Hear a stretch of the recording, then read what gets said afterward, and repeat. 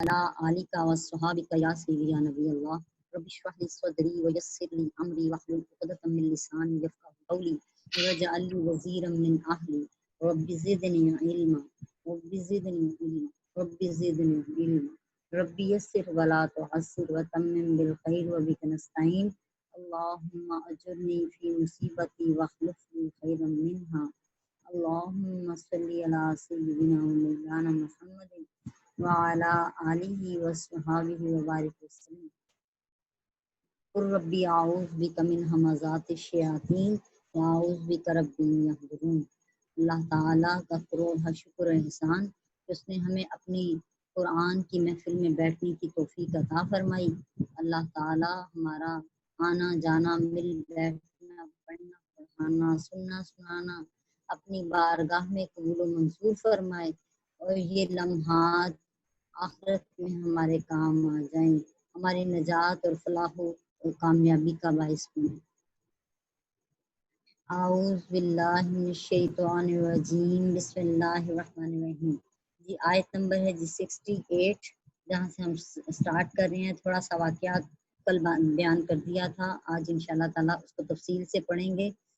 क़ालू उदउ लना रब्बका युबय्यिन लना मा ही क़ाल इन्नहु यक़ूलु इन्नहा बक़रतुन ला फ़ारिदुन वला बिक अवानुम बैना ज़ालिक फ़फ़अलू मा तुअमरून। क़ालू कहा उन्होंने, यानी बनी इसराइल वालों ने कहा, उदउ लना दुआ कीजिए वास्ते हमारे लिए दुआ कीजिए, रब्बा का अपने रब से। मूसा अलैहिस्सलाम से मुखातिब हुई उनकी कौम के लोग और बनी इसराइल के लोग, और कहा अपने रब से दुआ कीजिए हमारे लिए। माँ ही कि वो गाय कौन सी है जिसके ज़िबा करने का हुक्म आया है। क़ाला फरमाया, इन्नहु यक़ूलु इन्नहा बक़रतुन ला फ़ारिदुन।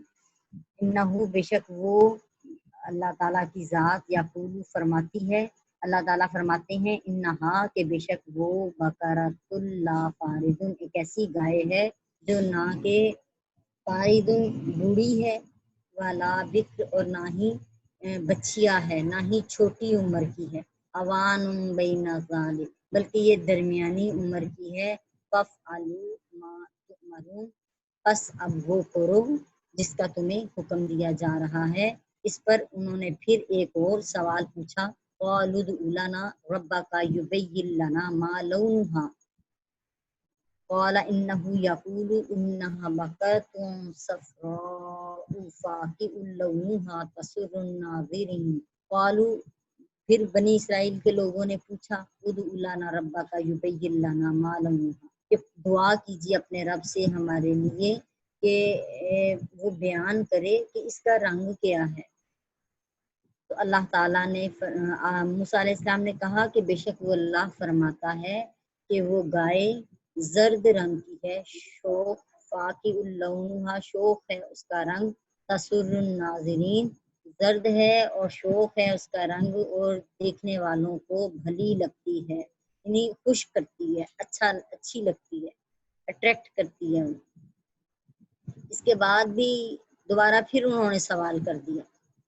आप देखें कि हुक्म आ रहा है और हुक्म पे मजीद सवाल पे सवाल, जैसे बाल की खाल उतारी जाती है इस तरह सवाल के ऊपर सवाल किए जा रहे हैं।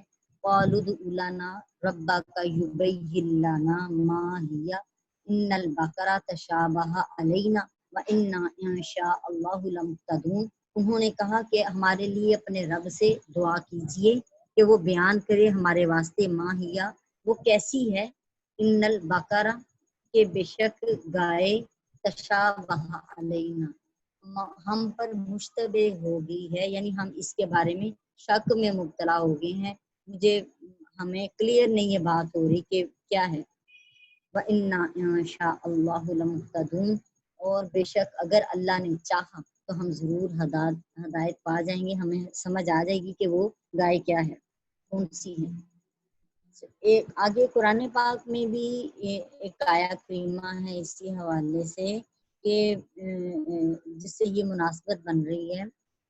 हज के अहकामात नाजिल हो रहे थे और मनासिक हज के हवाले से नबी पाक अलैहिस्सलाम ने बयान किया कि یہ ہر صاحب استطاعت پر فرض ہے کہ وہ حج کرے۔ اب اس کے جواب میں ابھی احکامات آ رہے تھے، بتایا جا رہا تھا کہ ایک صحابہ اکرام میں سے ایک شخص نے اٹھ کر پوچھا کہ یا رسول اللہ صلی اللہ علیہ وسلم کیا ہر سال حج کرنا ہے؟ آپ خاموش رہے۔ پھر سوال کیا ہر سال حج کرنا ہے؟ آپ پھر خاموش رہے۔ تیسری مرتبہ پھر انہوں نے یہی سوال کیا تو آپ ناراض ہوئے اور آپ نے کہا کہ اگر میں ہاں کہہ دیتا تو ہر صاحب استطاعت شخص کو ہر سال ہی حج کرنا پڑتا، تو تم خود مشقت میں پڑ جاتے۔ یعنی اور پھر وہاں پہ باقاعدہ یہ حکم آیا کہ جب قرآن نازل کیا جا رہا ہو، اللہ کی بارگاہ سے احکامات نازل ہو رہے ہوں، تو اس ٹائم پہ بار بار سوال مت کرو، ورنہ تم خود مشقت میں پڑ جاؤ گے۔ تو اسی طرح کا معاملہ ہی ان کا بھی تھا کہ جس وقت ان لوگوں کو گائے ذبح کرنے کا حکم دیا گیا تھا، اگر یہ اسی وقت کسی بھی گائے کو ذبح کر دیتے تو کافی تھا، لیکن انہوں نے سوالات کر کے گائے میں جو قید تھی اس کی اور بڑھاتے چلے گئے، قید لگواتے چلے گئے، تو اللہ تعالیٰ نے بھی ان پر سختی کرتے چلے گئے کہ اب جو اللہ نے پھر بیان کر دیا وہی ڈھونڈنا تھا اور اسی کو تلاش کرنا لازم تھا۔ اور آخر میں جو یہ لفظ کہے انشاءاللہ کہا، اگر یہ لفظ نہ کہتے تو یہ اس گائے کی طرف کبھی بھی ہدایت نہ پاتے اور اس گائے کو تلاش نہ کر پاتے، لیکن کیونکہ یہ انہوں نے انشاءاللہ کا لفظ کہا تھا، اس برکت ہوئی کہ انہیں وہ گائے مل گئی۔ یہ جامع البیان کی جلد نمبر 1 اور اس کی صفحہ نمبر ہے جی 268، جس میں اس کا بیان آیا ہے کہ یہ گائے جو ہے وہ ایک بوڑھی عورت کے پاس تھی اور اس کے بچے یتیم تھے، یعنی اس کا والد نہیں تھا، صالح انسان تھا، کوئی نیک انسان تھا جس کی یہ گائے تھی، اور انہوں نے جب ان کو پتا چلا کہ یعنی ڈھونڈنے سے، تلاش کرنے سے، جب اس عورت کے پاس وہ گائے مل گئی تو اس عورت نے اس گائے کا اس کے وزن سے 10 گنا زیادہ سونا طلب کیا۔ تو وہ موسیٰ علیہ السلام کے پاس گئے اور کہا کہ وہ عورت بہت زیادہ قیمت مانگ رہی ہے، جیسی گائے آپ نے کہی ہے وہ ہمیں مل گئی ہے، لیکن وہ عورت بہت زیادہ قیمت مانگ رہی ہے۔ موسیٰ علیہ السلام نے فرمایا تم نے خود اپنے اوپر سختی کی، اب اس کی منہ مانگی قیمت دو۔ انہوں نے وہ قیمت ادا کر کے گائے کو خریدا اور اس کو ذبح کیا۔ حضرت موسیٰ علیہ السلام نے حکم دیا کہ اس کی ہڈی لے کر مقتول کے جسم پر مارو۔ جب مقتول پر گائے کی ہڈی ماری گئی تو وہ زندہ ہو گیا اور اس نے قاتل کا نام بتا دیا اور پھر مر گیا، اور قاتل وہی شخص تھا جس نے اس کے قاتل کا مطالبہ کیا تھا، کیونکہ اس نے خود ہی قتل کیا تھا اور خود ہی جو ہے اس کا شور مچانا شروع کیا، اور اس برے عمل کے پاداش میں اس نے خود اس کو قتل کیا تھا، لہٰذا اسی کو وہ پکڑا گیا اس طرح، اور ان کا جو مسئلہ تھا وہ حل ہوا۔ اچھا جی، اس سے جو ہمیں کچھ نتائج حاصل ہو رہے ہیں وہ یہ کہ موسیٰ علیہ السلام سے یعنی کوئی بھی مشکل پڑی ہے اور موسیٰ علیہ السلام سے انہوں نے رجوع کیا ہے، دعا کروائی ہے، تو یہ انبیاء کرام سے یعنی وسیلہ بنایا ہے، مقربین سے دعا کرانا ثابت اس سے ہو رہا ہے۔ مذاق کرنا جاہلوں کا کام ہے، یہ اس سے ایک نقطہ یہ بھی نکلتا ہے کہ یعنی مذاق اڑانے کے حوالے سے تو سورہ حجرات میں کلیئر احکامات ہیں کہ کوئی قوم کسی قوم کا مذاق نہ اڑائے، اور یعنی اس سے مراد مرد ہیں، کوئی دوسرے مردوں کا مذاق نہ اڑائیں، یا کوئی اپنی ذات کو، کاسٹ کو بڑا بہتر سمجھتا ہے وہ دوسری کاسٹ کا مذاق نہ اڑائے، ہو سکتا ہے وہ اللہ کی بارگاہ میں ان سے زیادہ اچھی ہوں۔ اور اسی طرح فرمایا گیا کوئی عورت کا مذاق نہ اڑائے، دوسروں کا مذاق اڑانا جو ہے وہ جاہلوں کا کام ہے، اور قرآن پاک میں سورہ حجرات میں اس کی ممانعت ہے، سختی سے منع کیا گیا ہے، اور جب قرآن میں کوئی حکم آتا ہے تو وہ فرض کا درجہ، واجب کا درجہ اس میں پیدا ہو جاتا ہے۔ اللہ تعالیٰ نے حکم فرما دیا ہے کہ مذاق اڑانا جو ہے وہ درست نہیں ہے۔ یہاں پہ موسیٰ علیہ السلام بھی فرما رہے ہیں کہ میں جاہل نہیں ہوں، یہ جاہلوں کا کام ہے، لیکن مزاح اور چیز ہے، یعنی کوئی اور نکتہ افروز بات بیان کرنا جو ہے مزاح کہلاتا ہے۔ مزاح کیا ہے جی؟ کوئی نکتہ افروز بات بیان کرنے. جیسے کہ نبی پاک علیہ السلام نے فرمایا ایک بڑھیا آئی آپ کے پاس تو پوچھا کہ یا رسول اللہ صلی اللہ علیہ وسلم میں جنت میں جاؤں گی؟ آپ نے کہا بڑھیا تو جنت میں نہیں جا سکتی. تو اس پر وہ عورت جو ہیں بڑھیا رونے لگ گئیں اور انہوں نے کہا کہ یہ کیا معاملہ ہوا کہ میں جنت میں نہیں جاؤں گی. اس پر آپ نے فرمایا کہ کوئی بھی بوڑھا شخص جنت میں نہیں جائے گا بلکہ وہ جوان ہو کر جنت میں جائے گا. تو اس میں بس ایک مذاق کا پہلو تھا. اسی طرح ایک مرتبہ حضرت علی کرم اللہ وجہ الکریم جو ہیں اور صحابہ کرام سرکار دو عالم علیہ السلام کے ساتھ مل کے کھجوریں کھا رہے تھے. تو نبی پاک علیہ السلام نے اپنے کھجور کی گٹلی حضرت علی کرم اللہ وجہ الکریم کے آگے رکھ دی. کھجور خود کھا لی اور گٹلی ان کے آگے رکھ دی. دیگر صحابہ کرام نے بھی یہی عمل کیا کہ اپنی اپنی کھجوریں کھائیں اور اپنی کھجوروں کی گٹلیاں حضرت علی کرم اللہ وجہ الکریم کے آگے رکھ دی. تو آپ نے پوچھا کہ یا علی آپ نے اتنی ساری کھجوریں کھا لی؟ تو اس پر حضرت علی کرم اللہ وجہ الکریم نے کہا کہ یا رسول اللہ صلی اللہ علیہ وسلم میں نے تو اتنی ساری کھائی ہیں ان سب نے گٹلیوں سمیت کھجوریں کھا لی. یعنی یہ ایک مذاق کا پہلو تھا اس کے اندر لیکن کسی کا مذاق اڑانا جو ہے وہ اس میں معاملہ نہیں تھا. اللہ تعالیٰ کے حکم کو اگلا پوائنٹ جو نکلتا ہے کہ اللہ تعالیٰ کے حکم کو بے چون و چرا عمل کرنا چاہیے. اس میں کوئی ہیلے بہانے حجت نہیں نکالنی چاہیے. کئی مرتبہ ہم کرتے ہیں کہ مختلف احکامات کا ہمیں پتہ چلتا ہے اس میں ہم بڑے ہی بریک بریک کوسچن جو ہے نا نکالنے شروع کر دیتے ہیں. اس سے ہم خود مشکل میں پڑتے ہیں. بہتر یہی ہے کہ جتنا پتہ چلا ہے اس پر عمل کر لیں اور باقی جس پر نہیں پتہ چلا اس پر ابھی تو بری ذمہ ہی رہیں گے. جو شخص ماں باپ کا ادب اور ان کی فرما برداری کرے اللہ تعالیٰ ان کو اچھی جزا دیتا ہے. یہاں پہ روایت میں اس حوالے سے آیا ہے کہ وہ شخص یتیم تھا اور فرما بردار تھا اپنے ماں باپ کا اس لیے جو ہے نا اس کو اپنی گائے کا دگنا چگنا جو ہے بلکہ 10 گنا زیادہ جو ہے وہ ملا اس سے. تو یہ اللہ نے برکت ڈال دی. ایک اور پوائنٹ یہ ہے کہ جو کام انشاءاللہ کہہ کے شروع کیا جاتا ہے اللہ تعالیٰ جو ہے اس میں ہدایت کے پہلو کھول دیتا ہے اور اس کام میں برکت ہو جاتی ہے. تو اللہ تعالیٰ ہمیں سمجھنے کی اور عمل کی توفیق عطا فرمائے.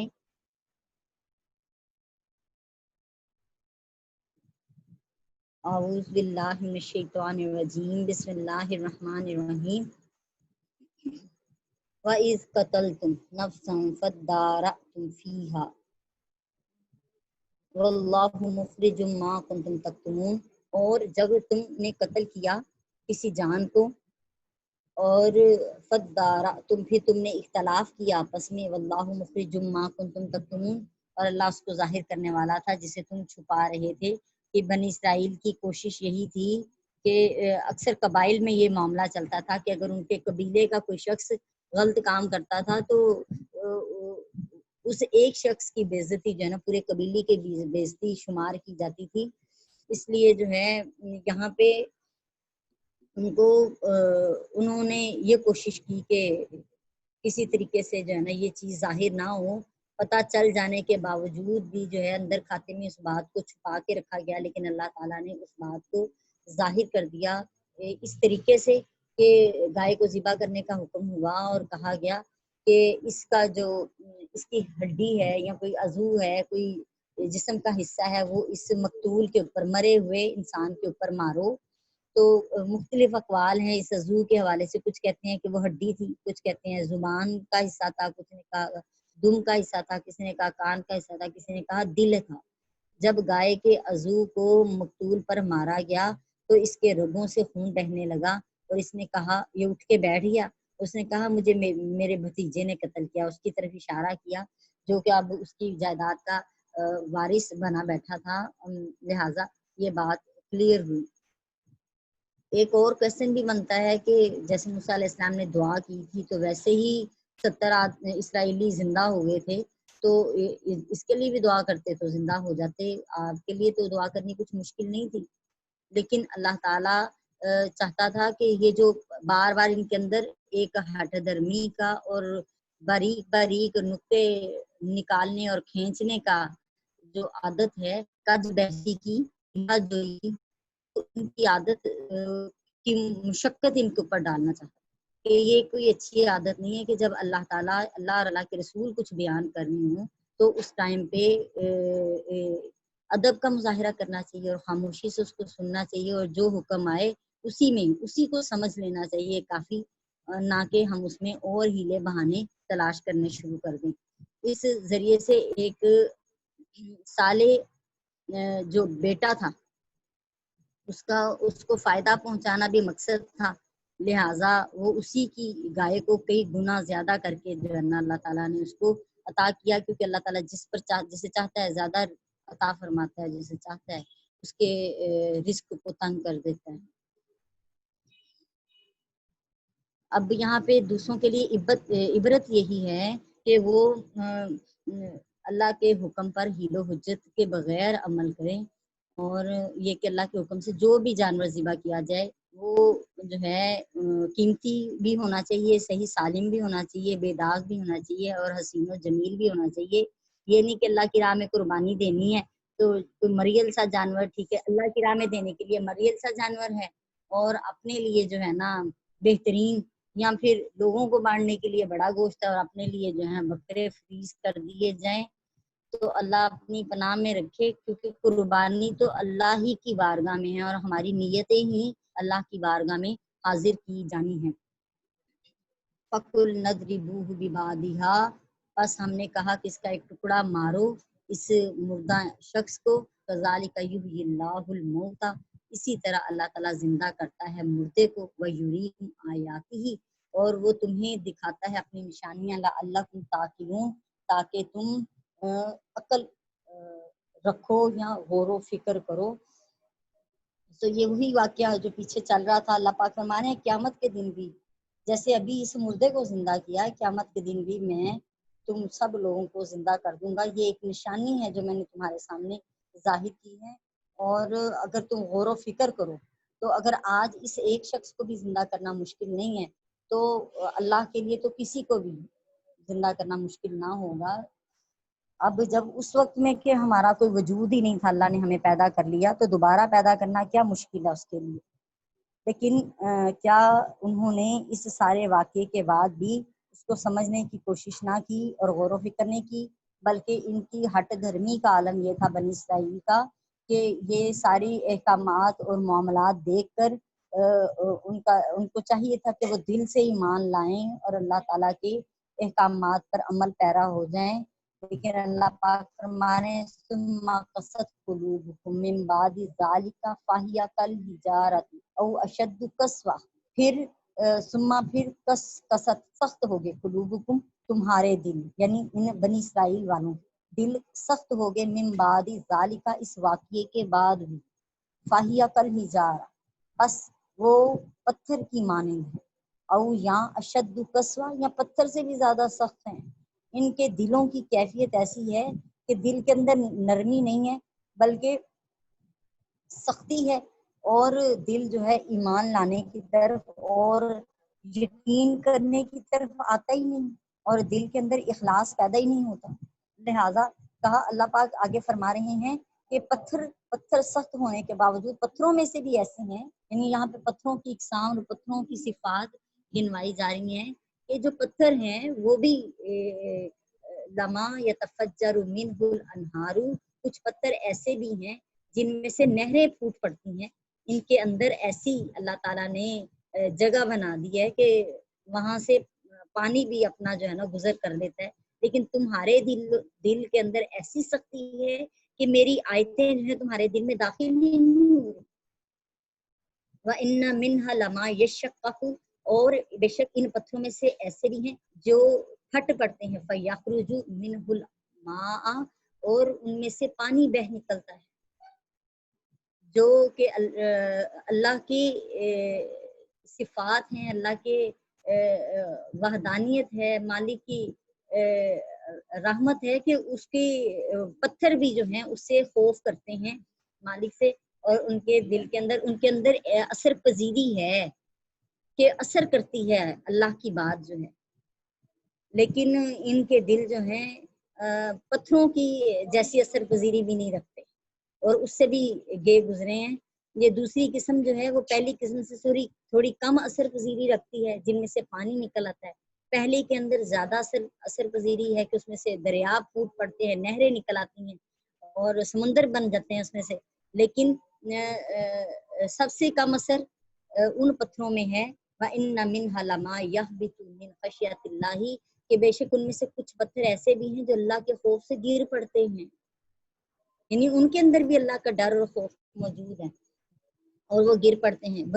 بنی اسرائیل سے کہا جا رہا ہے کہ تمہارے اندر اتنی بھی اثر پذیری نہیں ہے کہ تم پتھروں سے بھی گر گزرے ہو۔ اس کا اس سے یہ بھی پتا چلتا ہے کہ پتھروں میں بھی ادراک موجود ہے اپنے رب کے خوف کا، لیکن انسان ہو کے جو ہے اس کے اندر اس طرح کی وہ خشیت نہیں ہے، وہ رب کا خوف نہیں اور ڈر اور عاجزی نہیں ہے ان کے اندر۔ قرآن کی آیت کریمہ سورہ الحشر ہے جس کی آیت نمبر 21 ہے، لو انزلنا ھذا القرآن علی جبل لرأیتہ خاشعا متصدعا من خشیۃ اللہ، اور اگر ہم اس قرآن کو پہاڑ پر نازل کرتے تو تم ضرور اس کو جھکتا ہوا اور اللہ کے خوف سے پھٹتا ہوا دیکھتے۔ اور قرآن پاک میں ہی آیا سورہ سبا آیت نمبر 10، یا جبال اوبی معہ والطیر، اے پہاڑوں اور پرندوں تم داؤد علیہ السلام کے ساتھ تسبیح کرو۔ اور تو یہ قرآن کے احکامات میں آیتیں آپ کو سنا رہی ہوں جس سے یہ ثابت ہے کہ یہ چیزیں بھی، پتھر بھی، درخت بھی، جانور بھی، ان کو بھی اللہ اور اللہ کے رسول کا ادراک ہے اور اللہ کی معرفت رکھتے ہیں، جانتے ہیں اللہ کو۔ اللہ کی قرآن کی ایک آیت ہے جس میں بیان ہوا کہ ہر چیز جو آسمان اور زمین میں ہے وہ اللہ کی تسبیح بیان کرتی ہے۔ اور اسی طرح یہ سب آپ سرکار دو عالم علیہ السلام کی رسالت کی بھی گواہی دیتے ہیں کہ امام بخاری رحمۃ اللہ علیہ روایت کرتے ہیں، یعنی بخاری شریف کی حدیث پاک سنا رہی ہوں۔ حضرت ابن عباس اور حضرت انس رضی اللہ تعالیٰ عنہ روایت کرتے ہیں کہ نبی کریم علیہ السلام نے احد کے پہاڑ کے متعلق فرمایا، احد پہاڑ ہم سے محبت کرتا ہے اور ہم اس احد کے پہاڑ سے محبت کرتے ہیں۔ صحیح مسلم شریف کی حدیث پاک میں ہے کہ یعنی یہ میں نے صحیح حدیث آپ کو سنا رہی ہوں، حضرت جابر بن سمرہ رضی اللہ تعالیٰ عنہ بیان کرتے ہیں کہ رسول کریم علیہ السلام نے فرمایا، میں مکہ میں ایک پتھر کو پہچانتا ہوں جو اعلان نبوت سے پہلے مجھ پر سلام عرض کرتا تھا اور میں اب بھی اس کو پہچانتا ہوں۔ امام طبرانی روایت کرتے ہیں کہ نبی پاک علیہ السلام نے فرمایا کہ اللہ تعالیٰ قیامت کے دن حجر اسود کو اور رکن یمانی کو اس حال میں اٹھائے گا کہ ان کی 2 آنکھیں، زبان اور 2 ہونٹ ہوں گے، اور جس نے ان کی پوری تعظیم کی وہ اس کے حق میں گواہی دیں گے۔ سبحان اللہ و بحمدہ سبحان اللہ العظیم۔ اور وہ واقعہ جس نے ابو لہب نے آ کے پوچھا، اپنے ہاتھ میں کنکریاں اٹھائی تھیں اور پوچھا کہ میری مٹھی میں کیا، اگر آپ بتا دیں گے تو میں آپ کو پر ایمان لے آؤں گا۔ آپ نے فرمایا جو تیری مٹھی میں اگر وہ خود بول کے بتا دے کہ میں کون ہوں تو پھر تو مجھ پر ایمان لے آئے گا۔ کہ ہاتھ کھولا اور ان کنکریوں نے لا الہ الا اللہ محمد رسول اللہ صلی اللہ علیہ وسلم کا کلمہ پڑھا، تو جو ہے اس پر یعنی ان کنکروں نے بھی کلمہ پڑھ کے سنا دیا۔ حضرت امام ترمذی روایت فرماتے ہیں کہ حضرت علی کرم اللہ وجہ الکریم بیان کرتے ہیں کہ میں رسول اللہ صلی اللہ علیہ وسلم کے ساتھ مکہ کے کسی راستے میں جا رہا تھا کہ آپ کے سامنے جو بھی پہاڑ یا درخت آتا وہ کہتا السلام علیکہ یا رسول اللہ۔ ان حدیثوں سے ثابت ہوا کہ اللہ تعالیٰ نے پتھروں کے علاوہ درختوں میں بھی یہ ادراک پیدا کیا ہے۔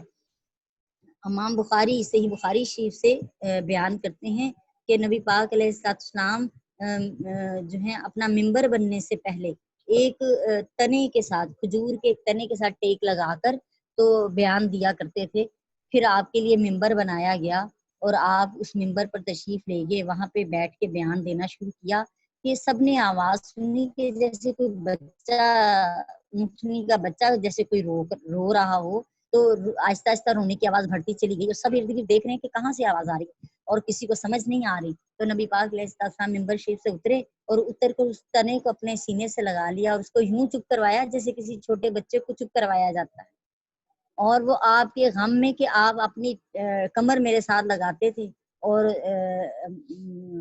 بیان دیتے تھے تو مجھے سکون آتا تھا. آج مجھ سے جدا ہو گئی ہیں اور میرے ساتھ آپ نے ٹیک نہیں لگائی. اس پر جو ہے نا وہ مہین ہوا تنا اور آپ نے اس کو پیار کیا. تو چرند پرند اور کئی واقعات جو ہیں ثابت ہیں اس سے. جانوں کے حوالے سے بھی جو نبی پاک علیہ السلام سے جنہوں نے کلام کیا تو سب پہچانتے ہیں. کاش کے انسان بھی پہچانے اور ان کی شان کے بارے میں شک میں مبتلا نہ ہوں. اللہ تعالی ہمیں سمجھنے کی اور عمل کی توفیق عطا فرمائے. وما علینا الا البلاغ المبین. صدق اللہ العظیم. السلام علیکم ورحمۃ اللہ وبرکاتہ.